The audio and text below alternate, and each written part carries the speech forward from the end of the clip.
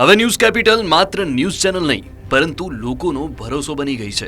News કેપિટલના editor in chief જનક દવેના એક રિપોસ્ટથી 1 મહિના સુધી ન નોંધાયેલી ચોરીની ફરિયાદ પોલીસે તરત જ લઈ લીધી।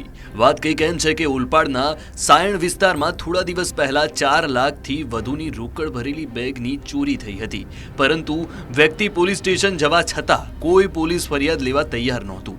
આખરે ફરિયાદીના ભાઈએ જાતે સોશિયલ મીડિયા પર પોલીસ પર સવાલ ઉઠાવી નારાજગી વ્યક્ત કરી અને તેમના સવાલને આગળ પહોંચાડ્યો ન્યૂઝ કેપિટલે।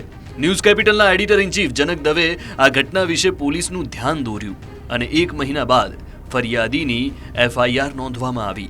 આપણે ન્યૂઝ કેપિટલે જનક દવે સર રીટ્વીટ કરીને એમની ફરિયાદ લીધેલી અને કમિશનર ઓફિસે એમની ફરિયાદ કરી, તો કાલે અમારી FIR થઈ ગઈ છે, પણ હજુ એક્શન નથી આવ્યો।